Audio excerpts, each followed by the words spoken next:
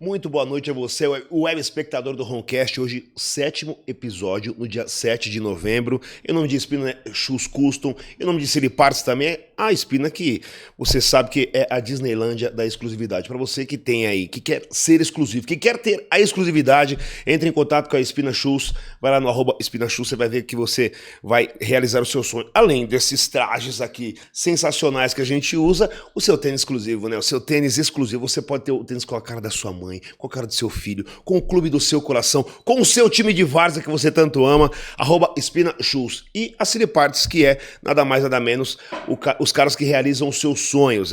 Eles são a Disneylândia dos sonhos. Para você que tem carro antigo aí, não sabe onde encontrar aquela maçaneta, aquele miolo, aquela chave, Silly Parts, www.sillyparts.com.br, os caras irão realizar seu sonho. No 7º episódio do Roncast, no dia 7 de novembro, nós estamos com ele, um empreendedor, um cara que começou, digamos que do nada, e alcançou os seus objetivos, vem alcançando cada dia mais, crescendo cada dia mais. Muito boa noite, Sérgio, CEO da Airlab do Brasil. Boa noite, irmão. Boa noite, Borrom. Boa noite. Prazer estar aqui com você mais uma vez aí, juntos, agora no podcast. E é isso aí, meu amigo. Vamos bater um papo aí, falar um pouquinho da minha vida, da vida aí de empreendedor, da Airlab, dos negócios. Cara, primeiro de tudo, por que Airlab? Airlab, na verdade, o significado é laboratório do ar, né? Então, nós somos um laboratório de análise de gases. E aí, esse lance de air, tudo que vai gases, tudo que tem aí nesse segmento aí, até as empresas de aeronave tem esse air também, porque elas flutuam no ar. E aí eu tive a ideia de colocar Airlab, que é o laboratório do ar. Era um nome que não tinha, hoje é patente nossa, aí tem o nosso aí famoso aí em várias cidades aí, em outros lugares também. No meio do gás aí, a gente tá famoso com isso. Quem é o Sérgio? Da onde vem, onde nasceu? Conta um pouco da história do início. A gente quer saber. Eu nasci aí em Caieiras, né? Nasci aí na Laranjeiras ali, nasci na Casa Verde, no primeiro dia já cheguei na Laranjeiras ali, na Vila Nova, e aí estudei no Francisco, lá na Laranjeiras, aí saí do Francisco, estudei no Walter, estudei no Otto. Peraí. Só não estudei no Mário Toledo, amigão. No Francisco, no Otto e no Meneghini também. Você tem cara de atentado. O Sérgio era muito atentado quando criança? Fui atentado, hein? Eu estudei no Meneghini, aí eu fui colar um chiclete no bebedouro, a diretora viu. Eu tive um probleminha com ela, me mandou lá pro Francisco, porque o Meneghini só estudava quem era bonzinho, né? Sim. Aí do Meneghini eu fui pro Francisco, no Francisco, na 8ª série, eu coloquei um laxante num refrigerante lá. Sérgio Pimentinha. Aí fui pro Walter, no Walter deu tudo certo, consegui me formar. Aí, mas foi bom, pô, conheci todo mundo. Então, pô, o Francisco, a base ali da Laranjeiras lá em cima lá é o Francisco, né? Então conheci todo mundo ali, estudei lá bastante tempo. Depois fui pro Walter, conheci o pessoal do centro lá. Então hoje todo mundo ali, o pessoal tem bastante comércio, quem estudou no Walter ali, o pessoal. E aí conheço aquela galera ali também, entendeu? Até quando eu entrei no Walter, se eu não me engano, alguns vereadores, candidatos a prefeitos aí estudavam no Walter naquela época, que acabei conhecendo dessa forma também. Vereadores de hoje. Vereadores de hoje. Fez bastante amizade. Aprontou bastante, mas fez bastante amizade. Bastante. O negócio é a resenha. E aí, saindo da escola, você já foi trabalhar nessa área que você está hoje? Não, então, no Walter eu tinha uma professora de química muito boa, que era a Maria José, acho que ela nem sabe disso. E naquela época, o curso de técnico em química estava muito prestigiado, porque tinha aquele pessoal que fazia detergente, sabão, tinha outras coisas que o pessoal fabricava, e o CRQ veio e falou assim, ó, agora é o seguinte, agora você precisa ter responsável técnico disso aí. Então, um amigo meu, ele fez esse curso e só assinava como responsável técnico. De produto e tal, e o cara ficava em casa e assinava e ficava ganhando dinheiro. Então o cara assinava por 2, 3 empresas como responsável técnico, aparecia no rótulo do produto. Hoje, se você pegar um produto químico, tá lá, CRQ, responsável técnico, fulano de tal, e o número do CRQ dele. E como não tinha muita gente com CRQ naquela época, o cara assinava por 2, 3, 4, 5 empresas e tinha o escritório dele na casa dele. Naquela época não existia um home office, mas o cara já fazia um home office em casa. Falei, pô, vou fazer isso daí. Gostava de química por causa da professora muito boa. Você começou a gostar de química por conta da professora? Por conta da professora. Era a única matéria que eu E ela era brava, então ela fazia todo mundo ficar na sala e tal. O negócio era Do Walter, ela. no Walter, era do Walter. Caramba. E aí, com esse meu amigo que trabalhava numa indústria química, ele falou, pô, por que você não faz o técnico em química e tal? E aí, eu queria fazer, mas eu não tinha dinheiro.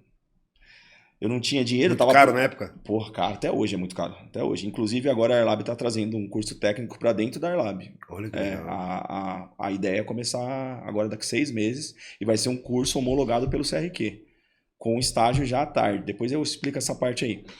E aí, eu não tinha dinheiro. Tava aprontando muito na escola. A minha mãe era secretária da igreja. Ela me colocou como office boy da igreja. Igreja Católica. Lá na Santa Rita. Eu fui office boy da Santa Rita nessa época aí. Então, o padre era meu professor de geografia. Eu não podia aprontar na escola. Qual padre, você lembra? Padre José Roberto. Esse cara me ajudou muito. O padre é fera. Padre, abraço pra ele, por sinal. E aí, ele falou assim pra minha mãe, ó, faz o seguinte, pra ele não ficar à tarde zanzando na rua, traz ele pra ser office boy aqui. E aí a minha mãe mesmo pagava o meu salário, que era R$50 por mês. E eu ficava lá de office boy, só que aprendi coisa pra caramba de escritório. E ficava lá, sempre batendo papo, conversando. Tinha uma mulher lá chamada Patrícia, que até hoje, toda vez que eu conto essa história, eu falo, eu não sei quem é essa pessoa até hoje. Eu sei que ela morava no Alto da Lapa. E uma vez conversando com ela, ela falou assim, você não quer trabalhar com meu pai? O pai dela tinha um andar na Bolsa de Valores. Caraca. Aí eu falei assim, quero, claro. Ela falou, o que você tem vontade de fazer? Aí ao invés de falar, não, tenho vontade de fazer administração, eu falei, tenho vontade de fazer técnica em química. Mas vai começar agora e eu não tenho dinheiro para pagar nem meus pais. Ela falou assim, ó, faz o seguinte, vai lá na escola, pede bolsa, e o que você conseguir de bolsa, o resto eu pago. Mas do nada, mas por que Do nada, essa relação? porque eu conversava com ela, ela ia lá na igreja, ela ia lá, eu lembro que ela doava as flores de Santa Rita, e ela ia, é uma mulher simpática, eu ficava conversando com ela, era um menino, ficava conversando com ela, via que ela era diferente, chegava num carrão lá, tal. Você tinha quantos anos? Eu tinha 16, 17 anos, 16 para 17. E aí conversando com ela, ela falou isso, fui na escola, consegui a bolsa de 50%, voltei com a bolsa, ela falou, agora beleza, toda vez que for pagar, você paga, me traz a nota fiscal, e aí eu abato no meu imposto de renda. Comecei a fazer. Com um mês na escola, tinha um anúncio falando que a White Martins estava pegando estagiário lá. E o curso era onde? O curso era na Lapa, ali perto da Rua Aurélia, Rua Clélia, né? Você já manjava alguma coisa ou só tinha um amor? Nada, não manjava nada. Não sabia nem o que era. E aí eu fui fazer esse curso, com 1 semana, 2 semanas tinha esse anúncio. Só que tinha que ter 18 anos. Mesmo assim eu mandei o currículo. Meu currículo, eu tenho esse currículo. Eu tenho esse currículo na minha sala, depois eu explico por quê. Mandei o currículo zerado. Tinha 1 mês de curso, ensino médio. Os caras me chamam para entrevista lá em Osasco, na White Martins. Cheguei na entrevista, 6 vagas, 132 candidatos. Falei, já era. Beleza, fiquei lá, comecei a entrevista, vai, conversando pra caramba, sempre fui conversador. Num momento lá que eu lembro, tinha que pegar um material para inventar alguma coisa. Era sobre segurança do trabalho.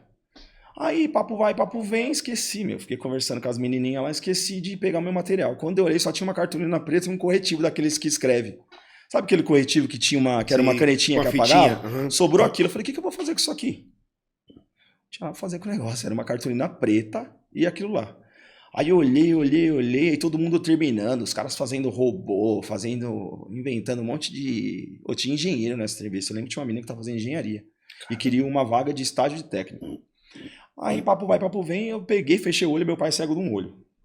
Aí fechei, olhei para aquela cartolina, eu lembrei do meu pai. Aí peguei e escrevi na cartolina assim, eu não usei o óculos de segurança. Puta que pariu. Meu irmão, até hoje eu olho e falo, mano, Deus, porque... Entendeu, né? Cartolina toda escura, cara cego, e aí no pensamento dele, eu lembro que eu fiz até uma nuvenzinha assim, eu não usei o óculos de segurança. Esse negócio virou marketing da empresa.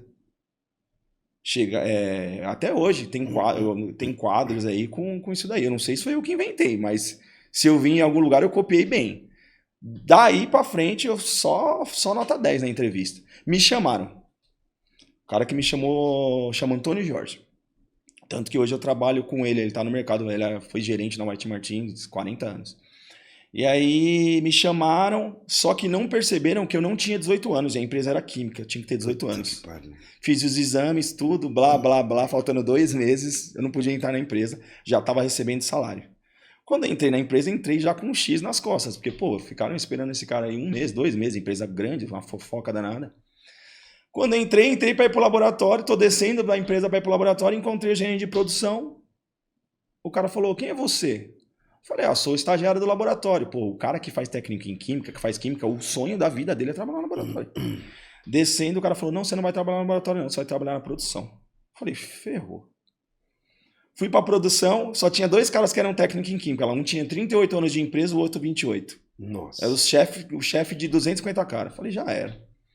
Meu, fiquei lá, desanimado. Com 3 meses eu falei assim, quer saber, eu vou tentar arrumar uma vaga de operador. Aí, só que, meu, o operador, né, o estagiário não quer se sujar, estagiário é enjoado, né? Estagiário é igual o presidente de empresa. Aí, falei, meu, puta, mas vou ficar de uniforme, os outros 5 estagiários, os caras lá no laboratório, tudo bonitinho, de avental. Falei, quer saber? Eu quero saber da grana. Fui lá, conversei com um cara, chama Joel de Moraes, esse cara tem um laboratório na minha empresa que chama Joel de Moraes. Ele falou assim, você tem coragem mesmo? Falei, tem. Ele falou, pega o uniforme e vai lá. Aí fiz um teste lá. Braçalzaço. Rolava 1000 cilindros por dia. Braçal. Rolava os cilindros? Rolar. A gente rola cilindro, né? Até hoje na Arlab é assim. Cilindro de oxigênio medicinal, por sinal. Blá, blá, blá, blá. Rolava o cilindro. Meu, aí, mano, uniforme, uniforme sujo. Eu falei, pô, beleza. Só que o salário, eu ganhava R$421 como estagiário. O salário já era milão. Naquela época, fi. O salário mínimo era R$280. Hora extra, vale refeição, pulava na estação, pegava, vendia o passe. Corria, né? Aí foi efetivo, com 3 meses. Aí começa a minha caminhada, por quê? Aí eu entrei na produção, eu fazia tipo um trainee. E eu comecei a mudar as coisas, porque eu era o operador lá, o mais novo tinha 18 anos de empresa. Então tudo tiozão quadrado. Comecei a mudar. Até hoje, se eu não me engano, eu não sei ainda, mas eu acho que eu fui o único operador a ganhar. Lá tinha um prêmio de excelência e reconhecimento quando você fazia coisas novas para a empresa. Então, pô, você vai mudar um negócio da empresa, vai dar um lucro de 2 milhões por ano. Então você ganhava um salário. E o presidente que assinava isso daí. Eu ganhei 4. 3 como operador e 1 como químico depois. Isso, o que fazia para ganhar isso, para conseguir isso? Você tinha que mudar alguma coisa na empresa que traria muito lucro ou uma mudança muito... Eu lembro que eu fiz tinha umas bombas de vácuo lá e aí eu descobri que não precisava fazer tanto vácuo e o óleo dessa bomba era muito caro. Então eu consegui fazer com que reduzisse esse óleo e era tipo assim, os caras compravam milhares de litros, né? E aí reduziu muito isso, então tipo dava naquela época 2, 3 milhões por ano. E aí eu ia lá ganhar um salário e o presidente mandava uma cartinha assinada. Eu tenho isso até hoje. Uma cartinha assinada pelo presidente de uma empresa de 5.500 funcionários. Então isso foi mudando. E aí depois eu fui parar no laboratório. No laboratório eu descobri o seguinte, que o mercado de gás não tinha um laboratório externo. Todos os laboratórios que analisavam gás eram de empresas de gás. Então, por exemplo, eu vendi um gás errado para um cliente. O que acontecia? Esse cliente ele não tinha uma alternativa. Ou ele chamava o cara que vendeu o gás para ele, que dava conflito de interesse, porque, pô, eu vendi uma coisa estragada para você, eu vou analisar e vou falar para você que tá ruim. Não vai, né? E aí, ou você chamava o concorrente. O cara virava e falava, mas o concorrente falou que tá ruim porque ele é meu concorrente. Então não tinha. E aí eu comecei a pensar nisso, matutar isso. Fiquei 2 anos, projetando isso, Sebrae. Eu lembro que eu entrava no site do Sebrae. Eu tinha uma empresa prontinha, desde o valor de conta de água, conta de luz, blá, blá, blá. Só que é o seguinte, um analisador de gás custa milhões de reais, às vezes milhares. É um equipamento isso? Mas eu tenho hoje mais de 500. Como que você ia, tipo, partir do nada, entendeu? Aí o que eu fiz? Fiquei. Isso eu já estava no final saindo da. Eu tenho 10 anos, né? De White Martins, que eu trabalhei lá, no mercado de gás. E aí, quando eu pedi para sair, eu peguei a grana e comprei um equipamento. E aí, desse equipamento. Já era caro na época pra cacete. Cacete. Ó, quando eu pedi as contas na White, ninguém acreditava. Pô, eu subi no RH para pedir as contas do cara do RH. Eu já tava velho de casa, né? Sabe quanto tempo lá? Eu cheguei a fazer 10 anos lá. Eu tinha 10 anos e alguns dias. E aí o cara do RH falou, para de graça, pô, não sei o quê. Eu falei, não, eu vou embora, pô. Aí ele, você é louco? Aí ele ligou pro meu gerente pra perguntar se era verdade. Porque eu tinha 23 anos, eu ganhava uns 10 pau de salário naquela época, eu tinha carro, notebook, celular, Nextel, que naquela época era legal pra caramba ter Nextel. Não bombava, né? E não trabalhava de sexta-feira, porque eu fazia muito banco de hora, então de sexta-feira eu tinha que descansar. Meu, bombando, tava voando. Ninguém acreditava que eu ia sair, que eu pedi pra sair. E aí saí, na cara e na Você coragem, pediu as contas? pedi as contas. Pedi as contas. Saí, na cara e na coragem, e aí comecei a Airlab. E aí comecei a Airlab. Onde começou a Airlab? Onde Meu, especificamente? eu comecei a Airlab no quarto da minha casa. Eu comprei esse equipamento, financiado em 4 anos. Esse equipamento era para fazer a medição dos gases. Era um equipamento que eu tinha. Um equipamento, financiado em 4 anos. Aí consegui pegar um contratinho na época de análise de gás natural, plataforma de petróleo, esses negócios, porque eu tinha muita disponibilidade. O cara me ligava hoje, eu ia hoje. Hoje, se ligar na Airlab hoje, eu vou daqui. Não tem agenda para dezembro. Pô. Então tinha disponibilidade nessa época. Então os caras queriam ir. O Brasil bombando, né? Aquela época do petrolão lá, Petrobras e tal. E aí fui embora. Comecei e aí. Você começou a Airlab fazendo análise? Fazendo análise no quarto eu tinha um apartamento e aí não tinha filho, nada. E aí eu usava um quarto para fazer análise. Eu lembro que eu colocava o gás, você tem que jogar ele, né? O pouquinho que sai, você tem que jogar fora. Eu jogava pela janela do prédio, assim. Fazia análise e ia embora. E aí depois eu mudei para um escritório em Alphaville, dando cabeçada. Mudei no lugar errado, porque era muito bonito, era em Alphaville, mas não servia para laboratório. Depois fui para Osasco. Fiquei em Osasco um bom tempo. Mudei em Osasco 3 lugares em Osasco, que a empresa foi crescendo. A Airlab, ela cresce até hoje 30% ao ano. Eu já cheguei a ter ano que eu cresci 300%. Caramba, cara. Então o negócio crescia muito. E aí o lugar que eu ficava pequeno. E eu mudava. Aí depois, com 3 anos de Airlab, eu entrei no mercado de gases medicinais. Aí, então, isso é importante você explicar, porque você começou fazendo análise de gás. A Airlab, eu sempre falo isso. A Airlab, eu não sou um distribuidor de oxigênio medicinal. Eu sou um laboratório de análise, que é algo muito mais complexo. Entendeu? Vamos pensar numa loja de carro e vamos pensar num cara que fabrica motor. Entendeu? O laboratório é como se fosse um fabricante. Meu, o cara é técnico, extremamente técnico. Os meus técnicos, eles estão nas empresas aí lidando com diretor de qualidade de farmacêutica. O laboratório é extremamente técnico. Para você hoje chegar no nível que a Airlab está como laboratório, precisa de uns 10 anos aí no mínimo. A Airlab é um negócio reconhecido no mundo todo.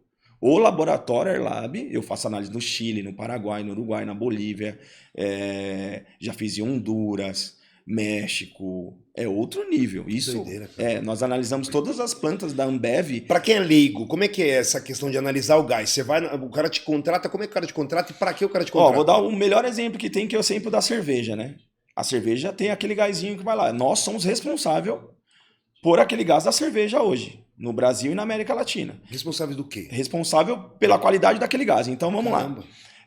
Aquele gás, ele pode ser cancerígeno, ele pode te matar, ele pode vir com alguma substância que pode prejudicar seu corpo. Às vezes é pouquinho, mas você toma tanta cerveja, você não, que não bebe muito, mas a pessoa começa a tomar tanta cerveja que aquilo vai acumulando no corpo dela. Então nós analisamos 27 componentes nesse gás para certificar que ele está bom.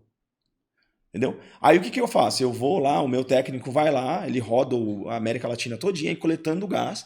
Algumas análises ele faz no local e outras análises ele traz para fazer na bexiguinha ou no cilindro. É um bagzinho ou uma bexiguinha que tem. Ou um cilindro que tem de alumínio. Ele coleta essa amostra significativa e traz para a gente analisa esses 27 componentes no laboratório e aprova se está bom ou se está ruim. Se tiver ruim, a planta para. Uma planta da Ambev com mais de 1.000 funcionários lá para enquanto o gás não estiver bom. Porque é a qualidade do produto. Caramba. Imagina, lembra o lance do rato na Coca? Lembra disso daí? Lembro. Aquilo é falso, né? Mas você imagina uma Coca, ela chegar... Agora, recente no McDonald's, teve um escândalo nos Estados Unidos então, dos hambúrgueres. Você imagina, é isso aí. Ações dos caras estão caindo assim, despencando. Você imagina a Ambev vir com gosto de ovo podre. uma Heineken da vida vir com gosto de um lote com 1 milhão de cerveja. Entende? Ah, não teve a cerveja que matou lá, que tava matando as pessoas lá em Minas Gerais? Sim. É isso, velho. Só que lá era o álcool, né? Imagina se fosse um gás contaminado. É isso que nós fazemos. Então nós certificamos que o gás tá bom. O gás é certeza que tá bom. Isso é no gás. Aí, vou te dar um exemplo na Bayer, né? Sanofi Aventis, que faz o Dorflex, por exemplo. O Dorflex é o quê? É um comprimido. Quem comprime aquilo? O ar. Ar comprimido. Nós somos responsáveis pelo ar comprimido que comprime aquilo. Se o ar tiver com umidade, por exemplo, o comprimido fica preto, porque fica com bolor. Então, isso é um exemplo que a gente precisa analisar a umidade desse ar para saber que tá bom para não estragar o comprimido. Imagina um monte de Dorflex com bolorzinho. Pô, isso aí quebra uma empresa. Então, é isso daí que nós fazemos, entendeu? Que mais? Exemplo bom aqui. Por exemplo, a Essências aqui. A Essências, a gente analisa o ar ali, ambiente ali no entorno do aterro, para ver se não está contaminado, se não está com mau cheiro para a vizinhança, essas coisas. Mas é muito assim. A Airlab, ela tem 5 mil clientes, mais ou menos. Tá, e aí hoje eu vejo alguns caminhões da Airlab por aí com cilindros. E aí tem a parte do cilindro. A parte do cilindro é o seguinte: cilindro, aqueles cilindros que você vê lá, é medicamento aquilo. Cada cilindrinho daquele que você vê é medicamento, por sinal de alto custo. São diferentes. Aquilo é como se fosse uma caixinha de diazepam, que é medicamento controlado, né? Então, cada cilindrinho que você vê ali em cima ali é uma caixinha de medicamento controlado.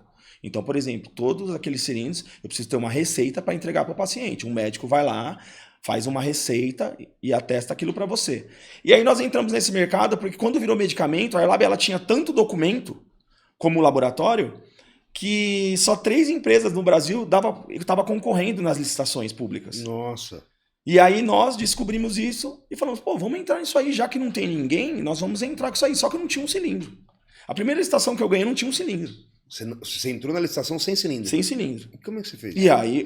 E não é barato. Eu sou um cara que eu nasci no mercado de gás, é aquilo que eu contei. Eu estou há 20 anos, né? 20 anos no mercado de gás. Estou com 37 agora, entrei com 17. Então eu conheço todo mundo no mercado de gás, é um mercado pequeno. E aí fui atrás dos cilindros, consegui os cilindros, consegui os equipamentos e comecei a fazer minha primeira prefeitura.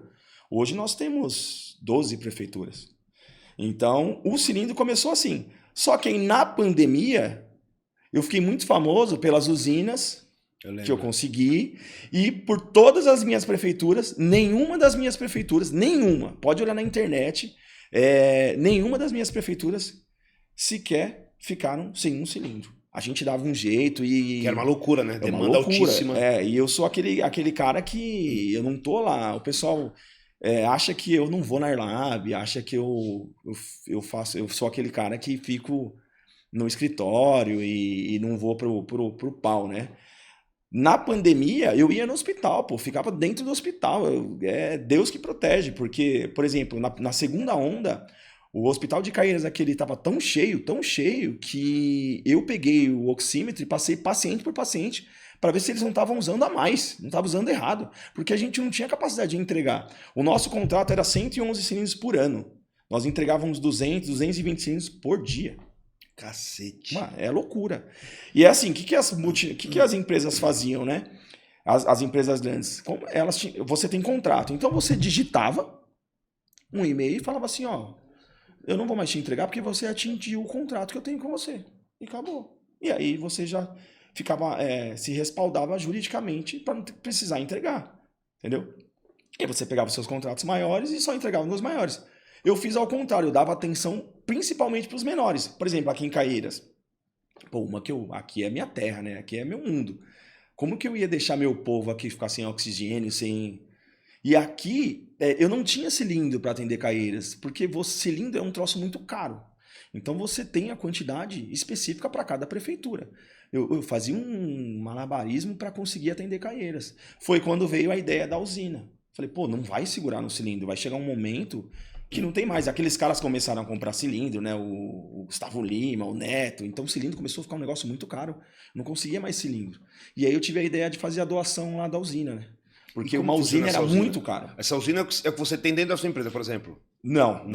A usina, ela é um compressor que gera oxigênio. Ele pega... Como se fosse um ar-condicionado. O ar aqui ele tem 21% de oxigênio e o resto é nitrogênio. Esse 21% que faz a gente ficar vivo, né? O que ela faz? Ela pega esse ar com 21%, passa por um sistema de filtragem, de absorção, ele pega o nitrogênio, cola o nitrogênio nesse filtro e sai mais ou menos 93% de oxigênio. Para a pandemia, ótimo. Porque a pandemia, você estava com 21. Se eu colocasse 40, 50 em você, já te deixava vivo. E aí, só que a usina, por exemplo, que eu coloquei aqui em Caieiras, custa hoje R$1 milhão. Na pandemia, era preço inestimado. Se você falasse assim, eu vou vender por 10 mil. Vamos pegar a máscara. Quanto custa uma máscara hoje? 2 centavos. Se você comprar de monte, né? Sim. 3 centavos, uma máscara. A máscara custava R$7, R$8. Você imagina um negócio que custa 1 milhão? Porra, se eu vendesse por 200 milhões, o cara comprava. Mas aí, o que eu fiz? Eu tava vivendo tanto dentro do hospital de Caieiras, eu falei, aqui precisa de uma usina. Só que não tinha rede. Fora a usina, você precisa de algumas coisas. Você precisa de rede. O que é rede? Rede é uma tubulação que roda o hospital todo, que para chegar no paciente. E você faz para você... Tem empresa aqueles aí. caninhos verde, amarelo. Isso, aqueles. Sabe quanto tempo demora pra fazer uma rede no hospital hoje? Uns 6 meses. Nossa. Nós fizemos em 24 horas, meu irmão. 24 horas nós rodamos uma rede. No hospital de campanha de Caieiras. Era em Laranjeiras lá. 24 horas nós rodamos uma rede. Detalhe. Mas como vocês fizeram? Você ia comprar tubo de cobre? Não tinha. Não faltava. Zero padrão tudo mesmo? que era relacionado à Covid não tinha. Porque isso deve ter alguma lei, alguma regra. Nós não fizemos no padrão, é óbvio. Sim. Nós não fizemos no padrão. Como vai fazer no padrão? Mas nós pegamos... Eu lembro que eu fui buscar tubo de cobre no Rio de Janeiro, num mercado que tinha lá. Tipo numa Sodimac que tinha lá. A gente saía ligando todos os lugares para ver. E a gente tinha técnico rodando, fazendo fechado? Análise, tudo fechado. E o cara falou, eu tenho estoque aqui. Aí você tinha que entrar no estacionamento, tinha umas paradas de deixar lá. Sim. Aí um técnico nosso passou lá e pegou umas barras que tinha lá, que foi a conta para fazer a rede de Caieiras. Em 24 horas a rede estava rodando. Caramba. Rodando aí nós colocamos a usina. Aí deu um alívio em Caieiras. Aí abaixou. Aí foi a hora que nós vimos que o negócio resolveu. Porque a gente colocava um cilindro para 3, pô. Porque não tinha cilindro mesmo. Para trocar cilindro. E os caras consumiam oxigênio muito rápido. Hoje um cilindro num paciente que usa muito, ele vai usar 1 por dia. Os caras usavam 1 a cada 1 hora, 2 horas. Tinha cara no hospital só para trocar cilindro. O pronto-socorro tava contratando gente para ficar trocando cilindro.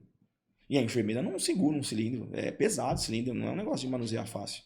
Nós montamos uma rede num hospital em Carapicuíba em 3 dias. No 4º dia, os caras picotaram a rede e roubaram, porque era cobre. Quando a gente ia inaugurar o hospital. A pandemia, assim, foi um negócio maluco.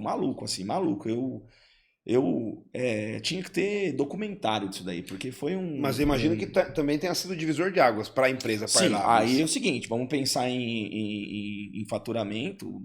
O ano da pandemia foi o boom, né?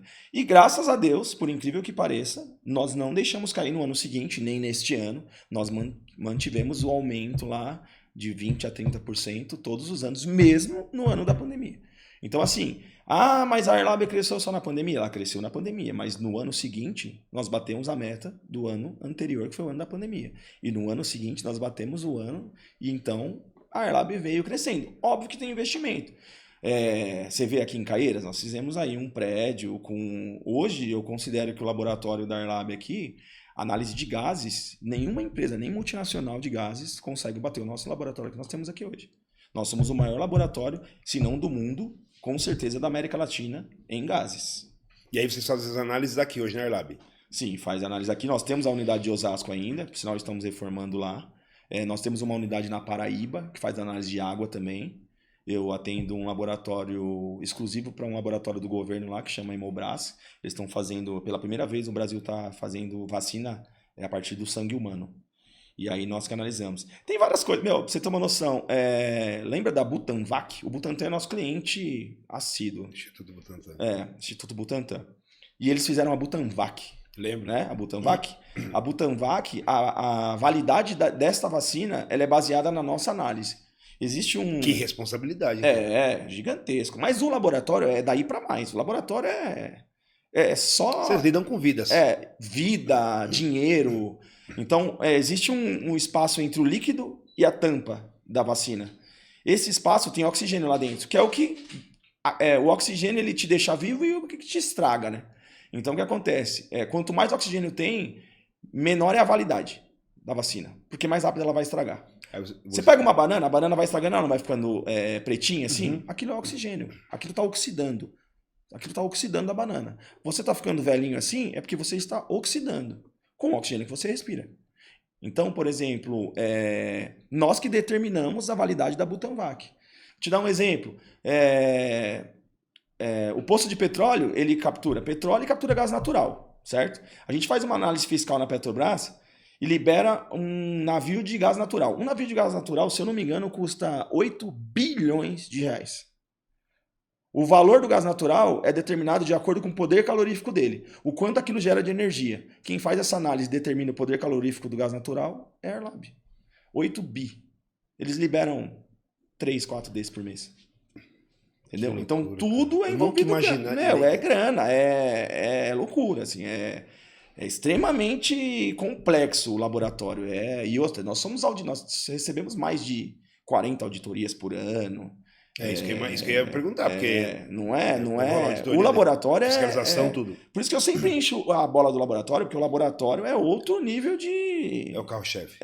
Não é o carro-chefe. Não é mais hoje o carro-chefe. É uma briga boa. Eles até... Existe essa rinchinha lá dentro, porque os dois vão pau a pau. Mas o laboratório, ele é... Nós somos cientistas. Na maioria das vezes, a pessoa que liga ela querendo uma análise de gás, ela não sabe o que ela quer. Ela não sabe. Ela sabe que tem que fazer, mas...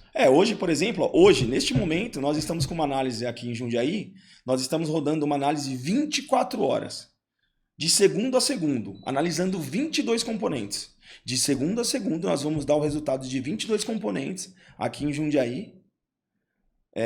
Eles começaram agora 8 horas da manhã, eles só vão parar amanhã 8 horas da noite. 8 horas da manhã de novo. 24 horas rodando uma análise. Nós fazemos isso toda hora. Porque o cara quer descobrir lá se o ar dele está contaminado para garantir uma planta que ele tem lá, que ele puxa o ar ambiente. E a garantia da planta dele é de acordo com o ar que ele tem lá no local dele, na região dele lá. Então a gente que determina essa garantia dele.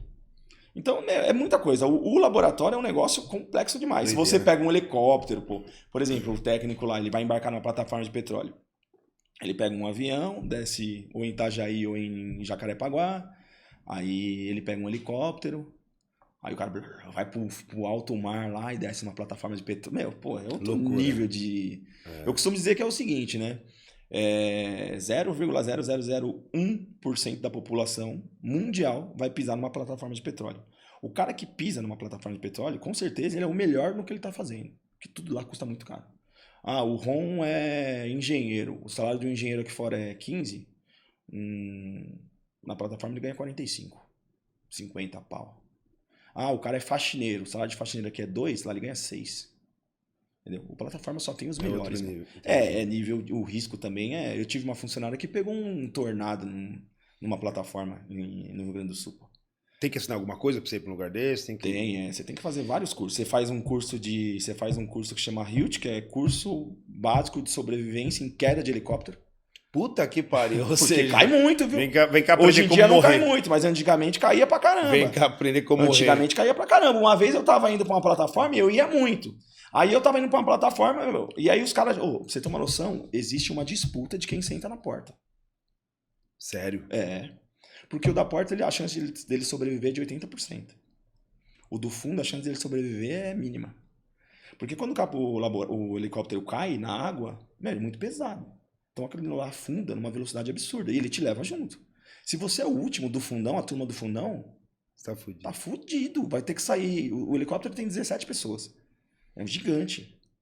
É aqueles bichão. Tem aeromoça esse helicóptero. E aí o que acontece? Não é um simples helicóptero. Não é aqueles boquetas. Por isso que caía antes. Os boquetas caíam antes, que eram esses normais aí que roda aqui em São Paulo.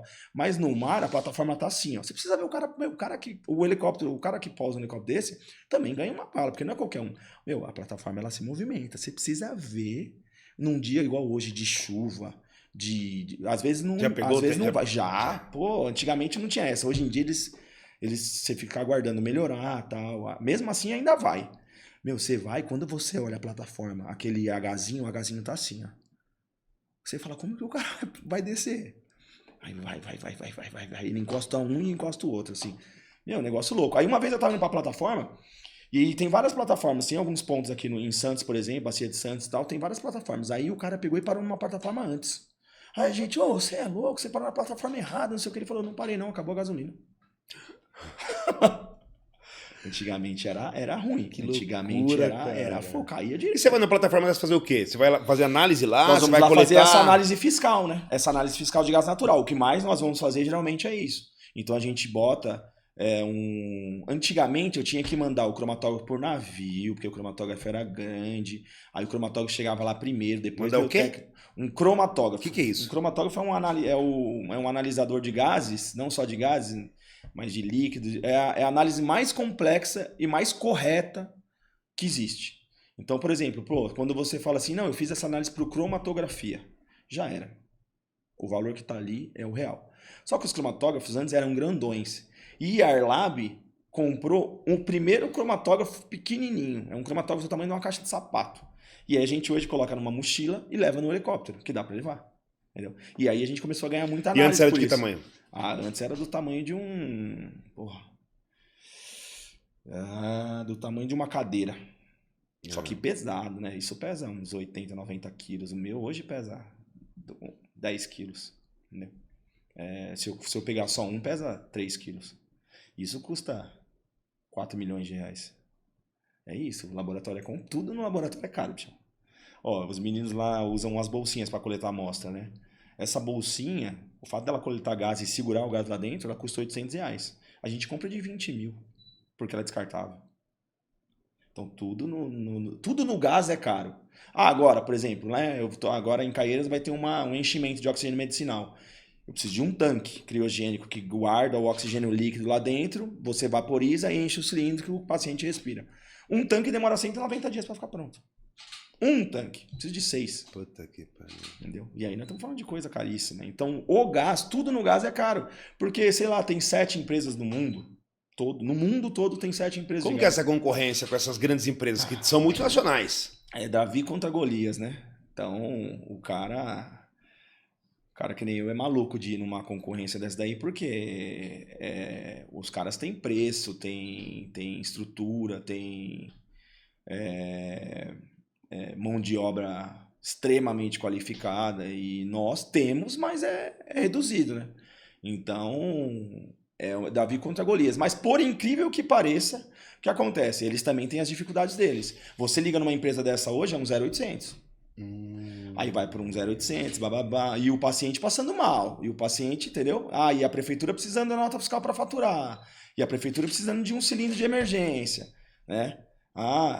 Com o Airlab não, o Airlab é meio que bate pronto. Você, o ROM lá, é o ROM. Então, por exemplo, o ROM é diretor da saúde de uma prefeitura ou de um hospital. O ROM ligou, vai falar com a Laís. Oi, Laís, aqui é o Ron. Oi, Ron, tudo bem? E aí, como você tá? Precisando de uma ajuda aqui urgente, blá, blá, blá. Agora, entendeu? Isso é o diferencial. Então, eu não sou o Ron não é um número lá, né? Entendi. E numa multinacional é um número. O cara é um número. Querendo ou não, e as prefeituras sofrem com isso, né? E a prefeitura que tem a Airlab, por exemplo, já sabe que tem essa facilidade. Sim, né? Sim. Às vezes até abusa, né? Normal. Mas é normal, faz parte, porque vira uma grande... Eu tenho os meus motoristas, eles vão em casamento de paciente, pô. Eles vão em batizado de paciente, o cara vira da família. É uma coisa social. Porque na verdade o cilindro você vai entregar para aquela pessoa que tem aquela deficiência, que é controlado, como você falou, mas você frequenta a casa do cara, você toma um café. Todos os dias. Que loucura. Todos os dias. O cara é mais parente do que o próprio parente. Por quê? Qual é o seu parente que te visita todos os dias? É da família, ou mora ali com você, e às vezes sai para trabalhar e volta à noite e nem vê. Esses caras não, esses caras estão todos os dias na casa, pô.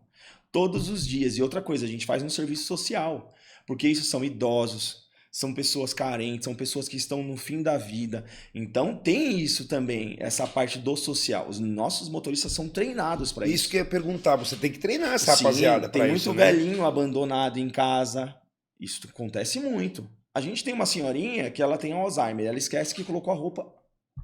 Então ela abre a porta pelada, pô. Aí os meus meninos vão lá, ô, Dona Natal, a senhora tá sem roupa. Ela, ai meu Deus, eu esqueci de colocar. Entendeu? E ela acha que tá de roupa. Que doideira, cara. Então a gente faz esse serviço social. Tem muito velhinho abandonado por aí, a gente avisa, assistente social e tudo mais. Por quê? Você chega numa casa, tá um velhinho numa cama, sozinho, Faz a vez do Estado. Às vezes abandonado. faz a vez do Estado. É. Vocês fazem a vez do Estado. É, né? Então, na verdade, do parente, né? Você não pode Sim. deixar lá É. o abandono de incapaz lá, né? Precisa ter um parente, precisa ter um cuidador. Então, às vezes a gente até denuncia, porque às vezes tá com maus tratos. E aí, nós fazemos esse social, porque também, às vezes não vê ninguém, o cara fica o dia inteiro num quarto, não vê ninguém. Tanto que os meus motoristas, eu tenho um motorista que eu falo, meu, você tem que parar de conversar, velho, não dá, eu sei que... Não atrapalha. Então, você tem que parar de conversar. Eu tinha um motorista que ele chegava lá 8 horas da noite e o cara tinha entregado... Não, porque ficava... Se for tomar café, vai tomar café em todas as casas. Porque eles são bem tratados também. Todo mundo gosta deles, todo mundo trata os caras bem. O que eles ganham de presente de final de ano, agora Natal, é só recolhendo e deixando lá na empresa, porque não cabe no caminhão. Os caras são bem cuidados pelos pacientes também, porque faz parte, né? Salva vidas, né? Vira um... Vira uma família, vira família, frequenta a casa, vai convidado para casamento, para batizado, é o cara. Tanto que quando muda, dá uma dor de cabeça danada. Porque fala, não, eu queria o outro mais legal, eu queria não sei o quê, Então a gente tá sempre nesse... Evoluindo. O Luquinhas que tá com a gente lá, trabalha com a gente há 8 anos. Os pacientes apaixonados por ele, pô. Porque já é da família, já é de casa, já. Muito de casa, né? Todo dia. Tem paciente que respira todo dia. Tem paciente que troca cilindro todos os dias, 2, 3 cilindros. É muito sério isso, né, Sérgio? E tem paciente que tá com a mangueirinha aqui fumando. Tem paciente que tem aquele... Da traqueia? Aqui, ó. Tampa aqui fumando, pô. Aí você vai falar o quê pra um cara desse? Não tem que falar. O cara tá ali, meu. Tá, às vezes já sabe que tá ali no final e tudo mais. E outra, então... não sabe o que o cara passou também, né? A gente tem paciente com câncer final e tudo mais. Então, mas o cilindro, assim, é uma coisa... O laboratório, ele é muito técnico, ele é muito cientista. O cilindro é uma coisa mais social, essa parte gostosa de fazer. Pô, eu coloquei também usina em Cajamar e coloquei em Carapicuíba. Pô, é gratificante. Uma vez, eu nunca vou esquecer disso daí. Eu tava no Ricói, né? No Ricói. O Ricói, Saito não, o Saito fechou, o Ricói. Um pouco depois da pandemia, tava todo mundo de máscara ainda. Aí chegou uma senhorinha, assim, eu tava com a minha mãe, ela chegou e falou assim... o seu filho é do oxigênio, né? Eu falei, E ela foi pra dar usina, o marido dela tava no PS. Aí ela virou, começou a chorar e falou assim, muito obrigado, né? Você salvou a vida do meu marido. Aí eu falei, eu sou só um instrumento.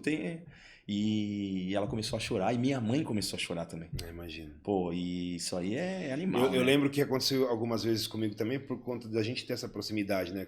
De ter trabalhado com o prefeito e tal. Então muita gente me ligava. Minha mãe tá assim, meu filho tá assim, a gente tá... E às vezes um simples telefonema, não que você não fez nada, mas fala, dá uma atenção lá e tal.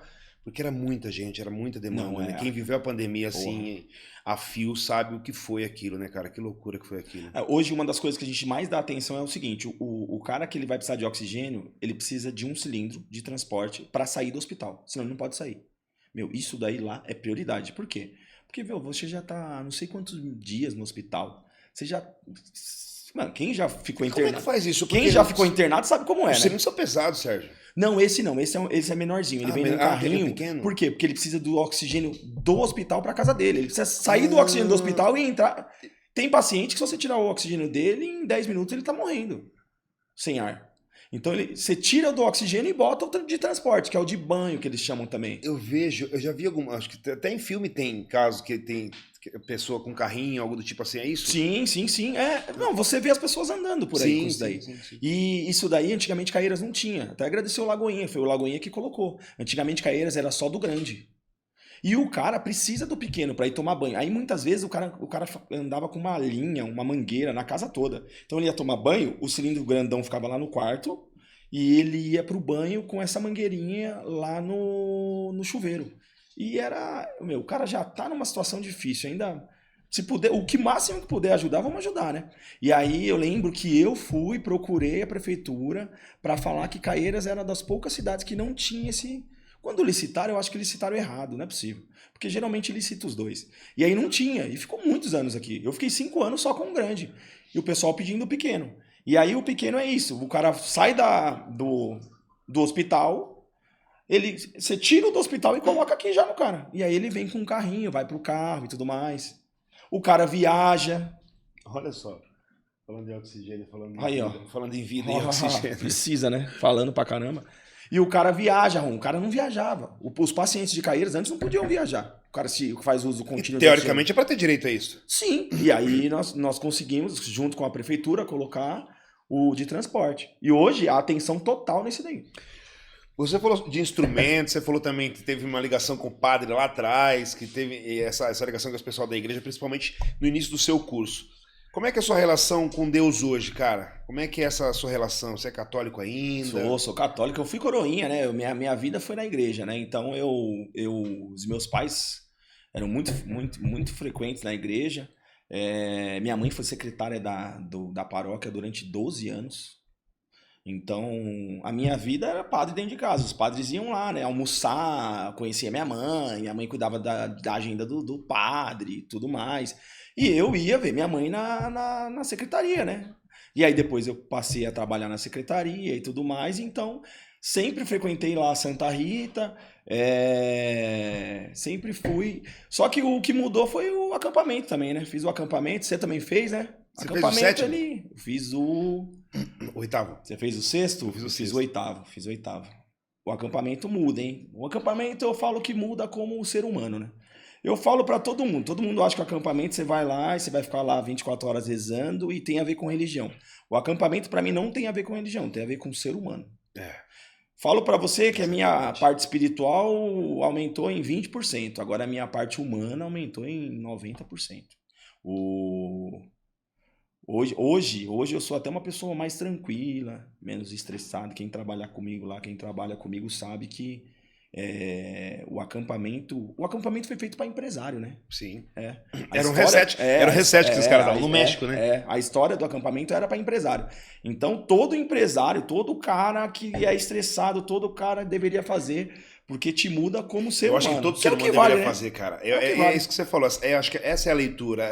Muita gente entende que por ser da Igreja Católica, tem muita gente que é contra a Igreja Católica, né? Que não concorda com a forma que a Igreja Católica mas o acampamento é o que você falou. A leitura é essa. É o ser humano, né? Não é. Se você não. Mesmo que você não seja, ou você não vai se tornar um católico, mas é interessante você fazer o acampamento, porque o acampamento ele realmente faz você se entender. Ele é para humano. Ele é para humano. Qualquer. O cara você vai mudar, você vai sair de lá agradecendo algumas coisas que você tem que você nem percebe que você tem. Exatamente. Né? Cara, isso que você falou é sensacional. E você, talvez, eu, por exemplo, eu ainda falo que eu espiritualmente vai assíduo na igreja e tal, e ainda falta muito para mim. Mas a minha parte humana, eu tenho certeza, eu vejo isso no dia a dia, mudou muito. Você acordar, você saber agradecer. Hoje eu vou lá no podcast do Ron, sabe? Sim. Chover, né? Você ter uma casa, ter um meio de transporte. E independente das suas... Os problemas que você tem, que você sabe que são pequenos em relação a outros. Exatamente. Então isso aí, pro empresário, a empatia, o ser humano, muda tudo. Cara, isso é muito interessante que você falou, porque eu comecei a enxergar a vida de uma outra forma. Você agradecer quando você tá na merda. Sim. Eu acho que esse é o grande segredo. E você aprende a fazer isso no acampamento, né? Você tá. Aquele seu dia merda, deu tudo errado. Você tá, você quer xingar todo mundo, mas você agradece. E você cresce na merda. Porque quando você começa a agradecer na merda, você começa a parar de reclamar. Sim. Você para de reclamar e você começa a valorizar o pouco que você tem. Quando você valoriza o pouco que você tem, você começa a crescer. Você cresce como ser humano, você cresce como empreendedor, você cresce como tudo, como pai, como filho, como tudo. Então o que acontece? O cara que tá na merda e fica só reclamando, ele vai continuar na merda, porque ele só tá vendo o ruim. É o copo meio vazio, né? Meio cheio, meio vazio, né? Então, hoje em dia tem gente que tem tudo e continua falando que não tem nada porque tá olhando o Zezinho, o Guinho e não tá olhando o pra trás. Eu só tenho a agradecer. Saí da escola pública, nem era um bom aluno na escola pública, Atentado. tentado pra caramba, fui expulso de 3 escolas mas isso foi muito bom, que isso mudou a minha vida, o meu jeito de vender. Eu sou um vendedor, pô. Eu sou um vendedor. Eu não sou químico, eu não sou empresário, eu sou um vendedor. Eu vendia tênis pra pagar faculdade, pô. Mesmo trabalhando na White Martins, eu não tinha condições de pagar a faculdade. Faculdade de química no Oswaldo Cruz, onde eu fiz, era 2 pau. Eu ganhava 1.500 de salário. 2 pau, mais comida. E na época era grana pra cacete. Você sabe que eu não como dog, né? Eu não como dog Por quê? nem fodendo. Por quê? Eu tenho ódio de dog. Dog me lembra uma fase da minha vida que eu nunca vou esquecer. Ah, você não come dog hoje? Não como Mas dog você comeu nem muito. fodendo, mano. Mano, Você- eu odeio dog. Mas você comeu muito. Na faculdade, era a única coisa que eu tinha dinheiro pra comer, que era aquele prensado lá. Na época era 50 centavos. Era R$1. Não, R$1. Na minha época já era R$1. E tinha aquelas coxinhas de 50 centavos que também era ruim. Lembra o cinquentão? Lembro. Pô, aquilo ali salvou minha vida há muitos anos, hein? Mas dog eu não como nem a pau, velho. Puta, dog, mano. Eu comi tanto dog na minha vida. Tanto dog. Tinha uma carrocinha lá na frente do Oswaldo Cruz. Se tiver, qualquer dia eu vou passar lá pra ver. Mas comia dog. Então, meu, Só o passava cara... pra comer um dog. Pô, puta, comi dog nem a pau, mano. Quando dou uma mordida num dog, eu já lembro dessa época, mano. Que loucura. Mas eu ralava, pô. Eu trabalhava em Osasco. Eu acordava 4 horas da manhã. 4h20 eu tava no ponto. 4h20 eu tava no ponto. Entrava às 6 em Osasco. Saía às 5 e pouco. Chegava no Oswaldo Cruz às 7. Estudava até às 11h30. Nossa. Descia pra pegar o busão na Barra Funda, que não dava pra pegar o metrô, que senão era uma condução a mais. Andava mais meia hora até a Barra Funda. Ficava na Marechal lá. Pegava o busão 10 pra meia-noite, que tinha que descer rápido, né, pra não perder o busão. Às vezes ainda vinha no busão, o busão era assaltado. E ia dormir meia-noite e acordava às 4, pô. Ô, era um zumbi. Era um zumbi. E eu fui parar no laboratório Isso durante quanto tempo? Quantos anos? Ah, eu fiz isso aí uns 2 anos direto, mano. 2 anos, 3 anos. Ô, no meu 3º ano de faculdade, eu fui pro laboratório que eu tanto queria. Só que eu viajava. Como que eu ia fazer faculdade viajando? Não tinha WhatsApp, não tinha... Ô, câmera, aquela câmera aquelas câmerazinhas que você comprava. A TechPix, era TechPix, de boy ainda. De boy. E aí eu tirava final de semana, eu fui passar o final de semana estudando, porque os meus professores eram muito bons, mano. Como eles sabiam que eu tava trabalhando, eu tinha um professor que eu trabalhava pra ele, pô, fazia análise cromatográfica, ele me dava aula de cromatografia. Ele falava, a minha matéria já passou. Mas os professores, e mesmo assim eu era representante da sala, mano. Isso que me salvava também. Eu era representante da sala. E aí eu organizava as festas da minha sala e ainda tinha uns problemas lá que o pessoal queria colocar ventilador, ar-condicionado, eu tinha que ir lá resolver ainda. E me formei, pô, em 4 anos. Que o Oswaldo Cruz, quem conhece o Oswaldo Cruz sabe que ninguém se forma em 4 anos lá. Pô, minha sala tinha 79 quando começou. Formar, que começou comigo, terminou comigo em 4 anos, 11. Nossa, que loucura. Ô, loucura. E aí eu falo pra você, hoje, como que eu vou reclamar? Ai, tá chovendo, tá... Você é louco, filho. Eu já acordei 4 horas da manhã e dormi meia-noite, 1 hora da manhã, sem dinheiro ainda. Então, agradecer. E o acampamento é uma das coisas que fez isso aí, né? Você entra lá, você... Não pode dar spoiler, né? Mas... É olhar pra trás e dizer que valeu a pena. Valeu a pena. Tá valendo, e vale todo dia, né? E vamos fazer valer mais. Porque hoje eu sou uma máquina de trabalhar, não é? É 24 horas Você tem a pensando. mesma pegada? Mesmo hoje? Não tô falando de braçar, mas de mesma entrega. pegada tem que ter, eu acho que eu tenho mais. Sabe por quê, Ron? Porque é o seguinte. Quando eu comecei a Airlab, eu tinha que ter a pegada monstruosa, porque a Airlab não existia. Então, ou dava certo, ou eu tava ferrado.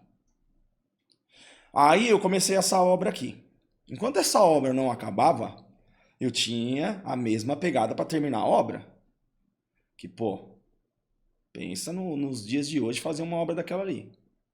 Vai ter investimento. Oh, investimentaço. Eu gastei ali. E outra, é uma obra extremamente técnica. O pessoal acha que é um prédio. Ali o solo é diferente, porque eu mexo com um cilindro, eu coloco tanque de 100 toneladas, de 50 toneladas. Então é uma obra extremamente técnica, né? Não é só chegar lá e jogar o concreto. Não é. Os caras falam, galpão. Meu galpão ele tem projeto para ventilação, porque eu mexo com gás. É um parto. E aí... eu vou matando essas etapas. Quando você vai matando essas etapas, você começa a ficar preguiçoso. Pô, eu costumo dizer que é o seguinte, hoje o que eu gasto no mês, a Arlab ganha em 2 horas. O que eu gasto no ano, tem dia que a Arlab ganha num dia. Mano, não é fácil ficar acomodado? É. Pra caramba, velho. Ô, pra caramba. É o que eu falo, eu não sou. Hoje até agora com a academia lá, eu tô virando os caras que eu falei que eu não ia virar. Mas você pega muito cara empresário aí, o cara vem chegar 10 horas da manhã com a mochilinha da academia, bonitão, e é o que eu. Esses dias eu estava conversando com uma mulher, ela falou, mas você fica na Arlab? Eu falei, fico das 7 às 7. Às vezes mais. Ela, não. Aí eu fico, pô, das 7 às 7, às vezes mais. Viajo pra cacete. Tenho 3 filhos, deixo lá todo mundo em casa, viajo demais. Porque tem que viajar. Uma vez uma mulher falou assim pra mim, nossa, você viaja e deixa de ficar com seus filhos? Eu falei, não, eu viajo pelos meus filhos. Sim. Eu viajo pelos meus filhos, né? A escola que eles estão e tudo mais é o que faz pagar, essas viagens fazem pagar. Então eu preciso ter essa pegada. E queria viajar mais, que eu gosto, minha vida foi viajar, né, meu? Conheço Sim. o meu Cara, trampo conheceu é viajar. plataforma São de os meus petróleo. meninos aí, né? Esses dias eu não tava vindo do Chile com um técnico meu, aí desci do avião, eu ando ainda, que eu ainda sou Platinum lá, né? Eu ainda dou um jeito de ser Platinum lá, dou umas viajadas. Desci do avião, aí a mulher, senhor Leonardo, aí, por favor, entra aqui. Entrou num Audi lá, foi de Audi embora, porque sabe quando você desce do avião e pega o ônibus? Sim. Como ele é black, não sei o que lá, a companhia aérea pega ele, bota ele num carro pra ele não entrar no ônibus. De tanto que viaja. Você já viu o Zezé no ônibus? Que tem um vídeo do Zezé. O Zezé anda de ônibus, meu técnico anda de Audi, ou de van. Se é em Guarulhos é van, se é em Congonhas é Audi. De tanto que o cara viaja. O cara é um... Porque esses meninos viajam, mano. Os caras viajam. E viajar é legal, pô. Lá na empresa, por exemplo, é proibido você ficar abaixo de um hotel de 3 estrelas. Só quando não tem mesmo. Vai na cidadezinha pequenininha. Então os caras são bem tratados, pô. Você tem café, almoço, janta, não sei o quê.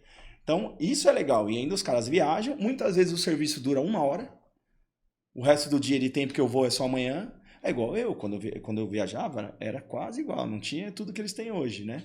Mas, pô, eu conheci muito, aí o Brasilzão velho aí, meu, às vezes tá passando uma cidadezinha lá E faz no amizade, jornal. e faz amizade pra Faz caramba. amizade pra caramba.